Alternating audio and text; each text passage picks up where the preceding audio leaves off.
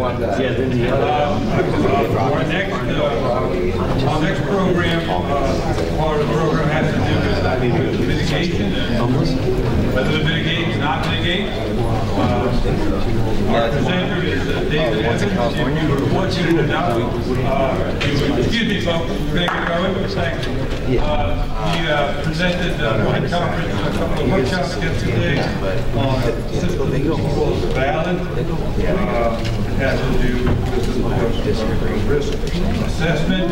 I met David yesterday, just to let you know, he didn't start at the university as an arborist. He started as a tree climber in Australia. Spent many years up there, convinced him that he loved trees and to work on this particular project that he's going to introduce us to. He's a lecturer, and his latest project has to do with Valid, which is the director of a nonprofit delivering training and guidance on tree risk assessment. So, my pleasure to David Evans.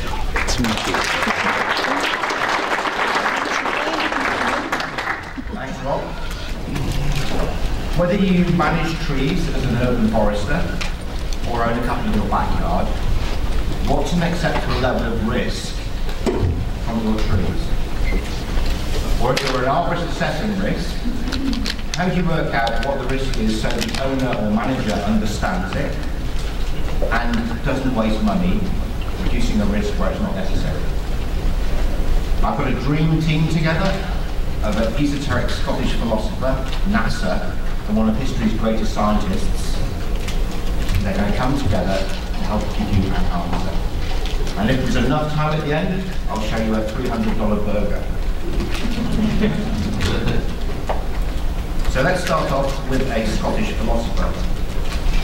This is Thomas Reid, and he said, "There is no greater impediment to the advancement of knowledge than the ambiguity of words." So let's get straight into some numbers. T-5, 4, 3, 2, 1. Solid rocket booster ignition. We have liftoff. This is the Space Shuttle Discovery launched on mission STS-48. Here's the date of the launch in quantitative numbers. 09, 22, 91. In qualitative words, 09, 22, 91 could be a short, medium, or long time frame. Part of the Discovery's payload was the Upper Atmosphere Research Satellite, the UARS. And the UARS happily orbited the Earth, doing its business, measuring climate change for many years. In quantitative numbers, it did this for 14 years, until it eventually retired in 2005. 14 years in qualitative words could be a short, moderate, or long time. In numbers, after 6 years of well-earned retirement, the UARS decided to come home and it fell back to Earth. In words, 6 years could be a short, moderate, or long time. Here's the date of the UARS was due to return back home. 09, 24, 11. In words, it could be a short, medium, or long time. The homecoming was not planned by NASA, and re-entry was completely uncontrolled. In quantitative numbers, it had a debris region of 500 miles in length. 26 pieces of debris were expected to survive re-entry and plunge to Earth. And the largest piece was estimated to be around 350 pounds. In qualitative words, 26 pieces up to 350 pounds and 500 miles could be many or not many small, medium or large pieces of debris were going to survive re-entry and be spread over a small, medium or large area. To help visualise the numbers here, a mass of just under 350 pounds is like being blocked by a free-falling King Dunlap, but with less gear.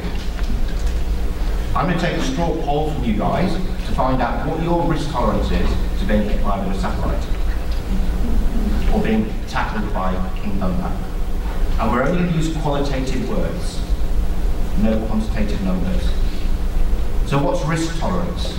It simply means what's the level of risk you're prepared to wear from a hazard. what level of risk are you prepared to accept? You're going to have 4 choices, and we're going to use the track risk rating works. I'm going to go through the 4 choices first, and then on the second round, we'll see what your risk tolerance is.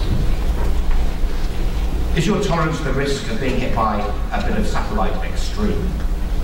Or is your tolerance to the risk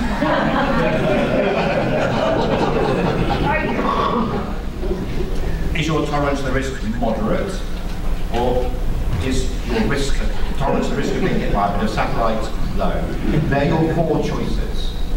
Extreme, high, moderate, or low. So let's have a show of hands this time. Who would happily accept an extreme risk of being hit by a bit of satellite? Any takers? Okay, so we don't need a section anymore. Who would accept a high risk of being hit by a bit of satellite? Who thinks a moderate risk is okay for me? Okay, so there are a few takers on moderate. Finally, who's only prepared to accept a low risk of being hit by a bit of satellite? The majority.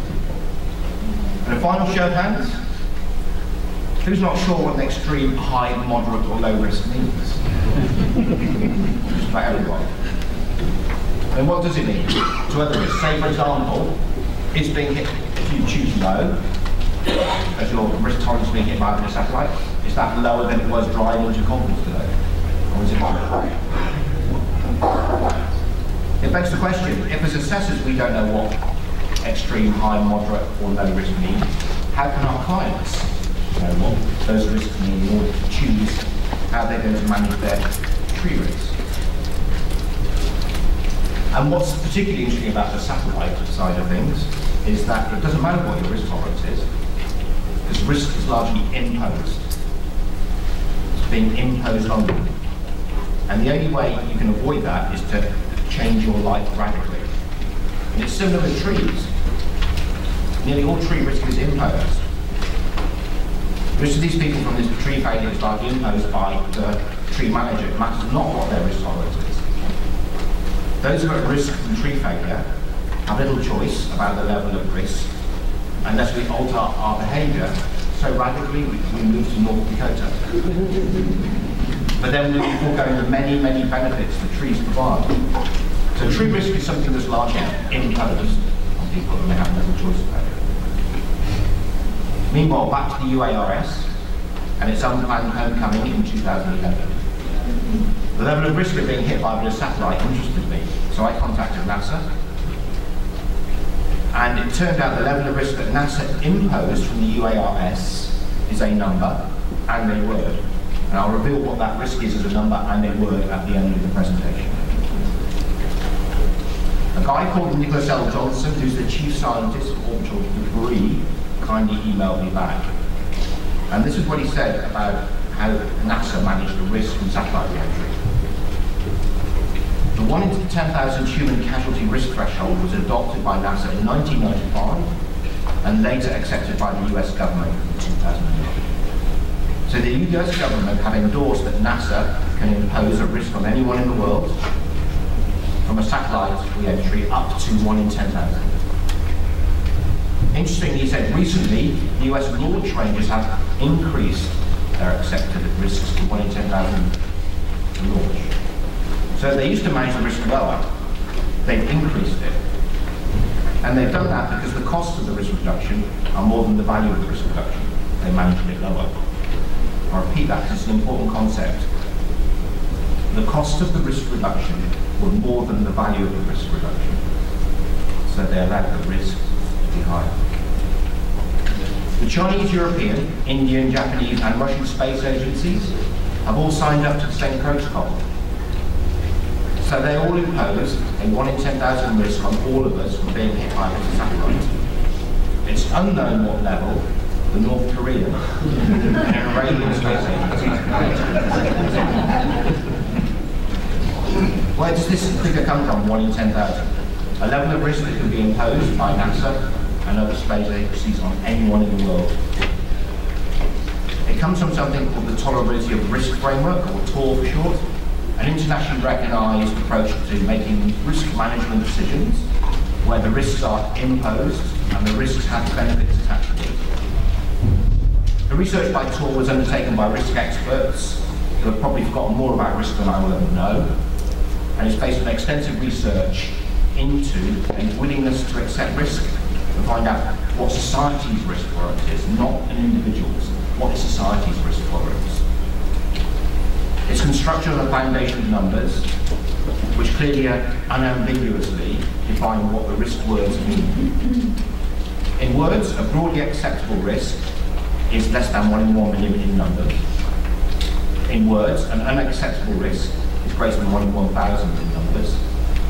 And a risk between them, between broadly acceptable and unacceptable, is tolerable if allowed. The second lecture of this in his presentation. If the risk is as low as reasonably practicable, it's tolerable. And in the allowed region, this is where we look at the costs of the risk reduction, the loss of benefits, and weigh them against the value of the risk reduction. Something is allowed, the costs of the risk reduction are higher than the value of the risk reduction, like the NASA launch risk. A risk of up to 1 in 10,000 can be imposed on the public in the wider interests of society, where there are benefits attached to the risk, and the risk is allowed. This is something that applies to trees. A risk between 1 in 10,000 and 1 in 1,000 might be tolerable where there are exceptional benefits, or those at risk are prepared to wear the risk. So this is the kind of risk area where workers get remunerated for high-risk jobs. Tor is so important that when the UK's National Tree Safety Group was formed to put together a publication called Common Sense Risk Management of Trees, and you can download this from their website. They got risk experts in, and on page 21 we have Tor again, in the very specific context of common sense risk management of tree risks. So I'll argue, clearly as tree risk assessors and risk managers, we should be able to measure and manage tree risk within the Tor framework. So how do we measure risk? It's the likelihood of event times the consequences, and that times is really important. Whether you're taking a quantitative approach with numbers or a qualitative approach with words. Because we're looking at largely independent inputs, their relationship is multiplicative. The easiest way to explain this is with dice. If we throw 1 dice, what are the chances of it landing on? 6. They're 1 in 6. If we throw 2 dice, what are the chances of getting 2 6s? Well, they're independent likelihoods. 1 dice does not know what the other dice is doing. It cannot influence it. So the chance of getting 2 6s are therefore 1 in 6 times 1 in 6, then 1 in 36. Let's add another dice. What are the chances of getting 3 6s from 1 throw? They're still independent, which means we multiply. But it's getting a bit more difficult now, the math. 3 6s, 1 in 6 times, 1 in 6 times, 1 in 6 is 1 in 260. I play this sometimes in workshops, and I get a good response to 1 in 6 and throwing the dice. When I say what's 6 times 6, I get a lot of people avoiding eye contact and looking away. Because no one's calculated this since they were at school. They're looking for a calculator. And an occasional rain man will get 1 in 260. Other likelihoods of 1 in 6, 1 in 36, and 1 in 216. Which ones of those are extreme, high, moderate, or low? I'll leave that question hanging. So when we assess risk, it's like playing dice to a certain extent. We're looking at 3 elements that are largely independent. Occupation, the likelihood of occupation, the likelihood of failure, and the consequences. However, we've got way more uncertainty in each of these inputs than we do with dice. Numbers help us enormously because they bring an unambiguous clarity to what we're talking about. But numbers also have problems. And those problems in numbers have a word attached to them, and that word is called dyscalculia. Ironically, it's a difficult word to pronounce. There's another word that I came across as an alternative for falsely claiming precision and accuracy because you're using numbers. And that word is bafflegap. So I'm going to show you how simple numbers can cause bafflegap. We've got a competition here between the Germans and the USA. And this is a result of some research into in medical-based research and how people understand risk when it's quantified. The question asked by the researchers was, which is the highest level of risk? 1 in 10, 1 in 1,000, or 1 in 100? So who do you think was better able to understand risk when it was given in a numerative form? Hands up, who thinks the Germans were better? Where's your sense of national pride? Who thinks the US was better? Okay, mainly Germans. Shame on you, your national stereotypes. They were as bad as each other. About 1/3 of people could not work out which was the highest risk. And it turns out that's the case 110% of the time. In December of 2015, the Mayor of Keswick in the UK was baffled by widespread flooding in Cumbria caused by Storm Desmond. The flood events have been designed to withstand a 1 in 100-year event, and they're being breached, just like they had in 2009. What he and an alarming number of politicians and journalists didn't grasp was that a 1 in 100-year event means that there's a 1% chance of it happening every year. You don't wait 99 years until the next event. This is a very common bias, which has been labelled by a guy called Philip Tetlock, who's written a great book, who's done a lot of research into forecasting, and it's called The Wrong Side of Maybe. If a weather forecaster says there's a 50% chance of rain, and it didn't rain, many people would think the forecast was wrong. If it rained, they'd think the forecast was right. Yeah, they're the same forecast, and whether it rained or not does not mean the forecast was right or wrong. It gets worse than that. A surprising number of people think a 50% chance of rain means it's going to rain for 12 hours. And others think that means half the weather forecasters think it will rain, and half don't. So numbers can sometimes cause confusion, but they are clear and unambiguous, and we can help people interpret them by how we frame them.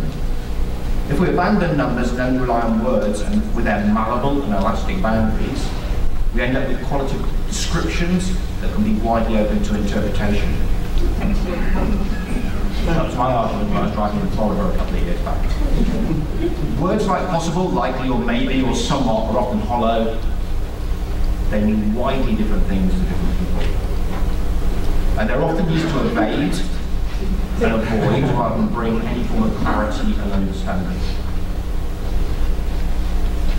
If we don't like numbers and take the qualitative approach, just using words to define our risk inputs, then we have a problem. They're still got to be multiplied together. The risk outcome still has to be understood. As we saw with dice, most people can't do this with point value numbers. So what are the chances of them doing it with broad spreading categories? Words used in risk assessment and management need to have honed and sharpened boundaries so they mean exactly the same thing to different people. Otherwise we get Humpty Dumpty tree risk assessment and management. Manage through the looking glass. When I use a word, Humpty Dumpty said in a rather scornful tone, it means just what I choose it to mean, like a million words. As you already seen with extreme, high, moderate, and low, these words mean different things to different people. They can't be compared. For the last few years, I've been looking at how to solve this qualitative-quantitative conundrum in the field of tree risks. And Ballard began his life as a likelihood of failure assistant, with a set of voting cards to use when running likelihood of failure clubs to help arborists around the world improve their likelihood of failure decision making. Like here in Sydney, and we ran 2 workshops yesterday. Since then, Ballard's grown and become a fully blown tree risk benefit assessment system. It provides a full package from policy to management to an assessment system. I'm setting up Ballard as a social enterprise non-profit. So when setting about this task, I need to sort out my measuring stick. It's a no-brainer that we need categories that are clearly defined. And they can't be so narrow and accurate and granular that they're not credible. So we can't be too certain. They can't be so wide and vague that they're worthless. We can't be too uncertain. We also need to remember that we're Homo sapiens. And we have a Homo sapiens is Latin for wise, knowing man, and we've evolved a brain capable of great thought processes. However, we're often less Homo sapien and more Homo Simpson certain things. But one of the things we're pretty good at is thinking in logarithms. Children do it naturally. Anthropologists find isolated tribes do it. So what we're after is a Goldilocks category that's neither too narrow or too wide, one that is just right. It turns out the one that's just right is the number 10, a log base 10.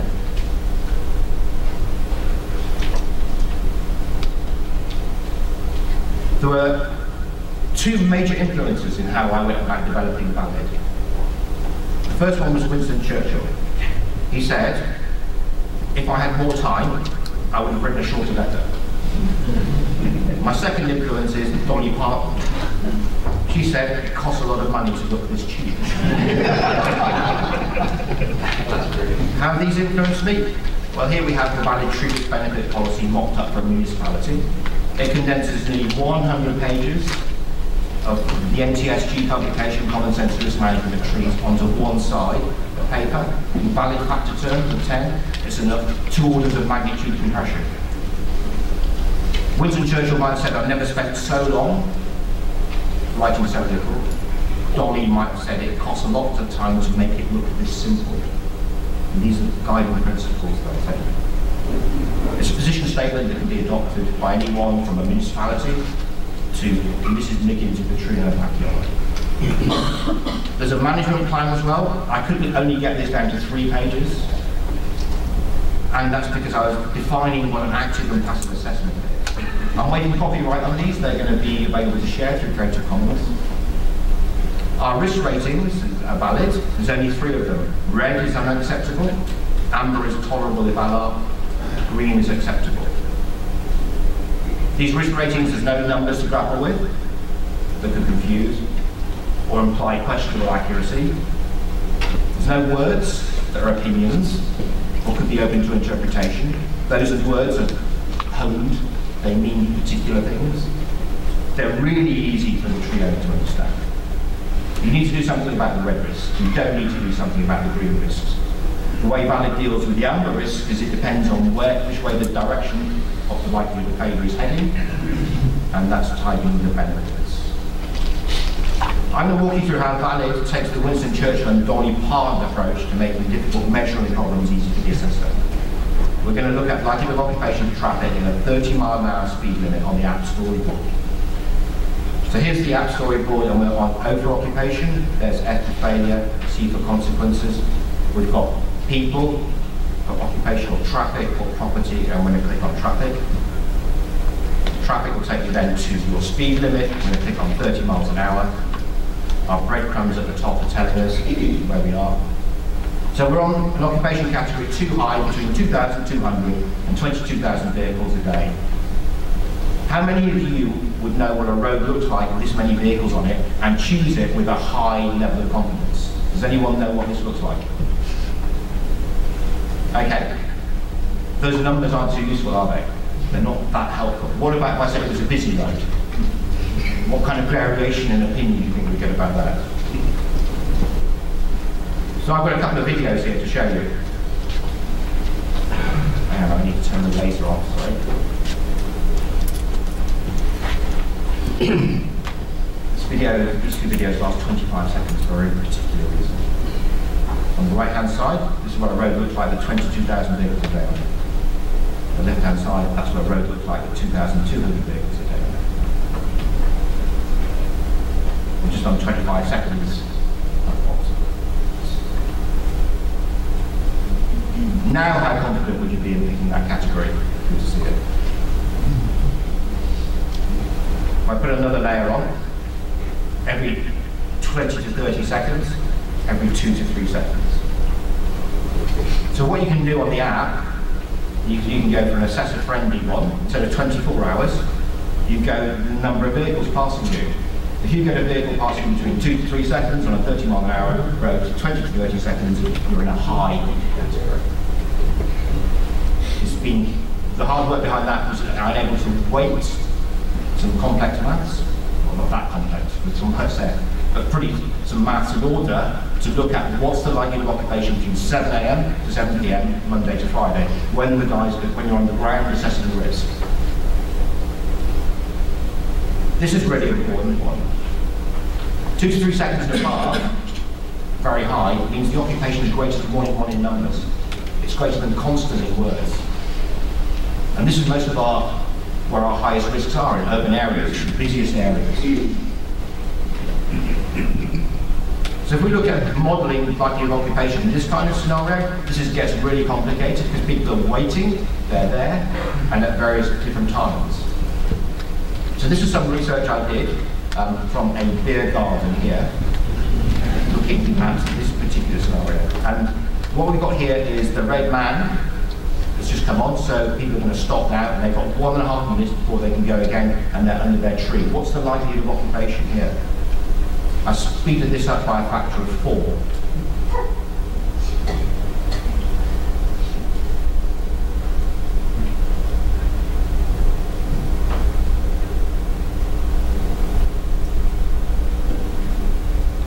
We've hit constant occupation there.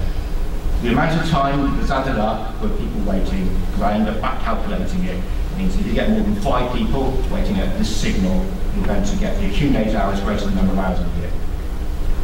So in the app, that'll be pretty simple. You've got 5 people waiting at a signalised pedestrian crossing, which is very hard. And what's interesting about this when you break it down is self-selecting, because they're only likely to have these where you have really high occupation. I won't play the rest of the video, because time's getting a bit short. So here's a case study showing a completed tree risk benefit assessment. This is what the beech tree looks like to the assessor.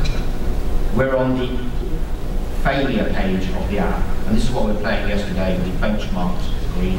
How valid coloured here is your audit of having assessed the likelihood of failure, going through each of the letters of valid. There's the risk is acceptable. There the other colour coordinated inputs of occupancy, 4 low, consequences, 1 high. And this is all the assessor, the owner needs to see. The traffic light's really simple. Okay, I've got an acceptable risk. The app's been designed to spit out a report template. The owner's the most important person, the risk manager, that's what they get to see first. Here's the rest of the decision making. Because it's on an app, you can take advantage of it being a native app and the usual camera. I think I'm going to skip the $300 burger. And then get to show that in the question department. So I said at the beginning of the presentation, I've revealed what the risk was from being hit by a bit of satellite. The UAS returned to Earth. No one knew what an extreme high, moderate, or low risk meant. So NASA helped define it. The risk in numbers is 1 in 3,200. And it's really interesting because the word just talks about people. Neuro-linguistic programming, you say the risk is as low as 1 in 2. And people latch onto the low rather than the actual number. 1 in 3,200 is a pretty high risk by comparison to, for example, trees. But no one called them out on this. I started with some words about numbers, and I'm going to finish with some words about numbers. This is Lord Kelvin. He's a famous scientist, and he's had the absolute measurement of temperature named after him. What this photograph of him is he's put together an algorithm to calculate the fairest way to divide up a restaurant bill when more than 3 people are going. He's at that tricky point where there's 2 side dishes and unaccounted for possibly. He's one of history's greatest scientists and measurers, and on the subject of numbers and words, he said, to measure is to know. If you cannot measure it, you cannot improve it. When you can measure what you are speaking about and express it in numbers, you know something about it. But when you cannot measure it, when you cannot express it in numbers, your knowledge is of a meagre and unsatisfactory kind. So that's what I've been up to. Thank you.